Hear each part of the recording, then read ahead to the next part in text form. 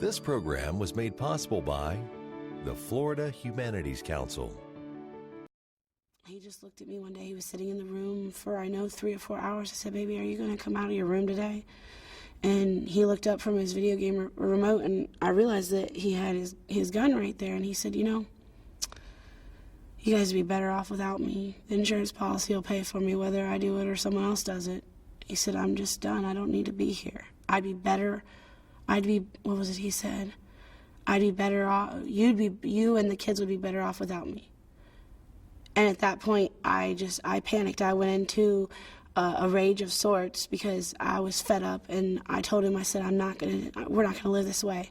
I'm gonna get some help. And I had inquired online and done searches. I didn't want to do too much because he's a computer guru and can see anything that you do. Not that I have anything to hide. I didn't want to do, too much poking and prying and cause, a bad day, because it could be a good day or it could be a bad day. So I called for help, and I was like, I don't know if I've called the right place, but I really need someone to come and talk to my husband. I need some help. I need you to send someone out here, get him to the hospital, whatever needs to be done. And they, of course, sent their finest police officers out to deal with it. One of them happened to be a veteran. Even though the other ones made him angry, and I got him out the house finally, one of them was a veteran. He walked in the room, and he looked at him, he said, dude, I've been there too. He said something along those lines like, come on, let's go talk about it. And it was something about the way that he did it, and he made physical contact. He put his hand on his shoulder, and he snapped too, and he said, okay.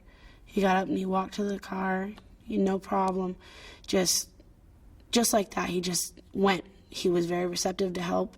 He wanted help, obviously, but he couldn't figure out how to get it, because no matter which way you turn, it was a dead end. It's like being a maze that has no piece of cheese at the end. There's just nothing there. You're hitting walls every way you turn, and they're changing behind you every which way. And that's how it felt. It felt like we were just trapped, like we couldn't get help.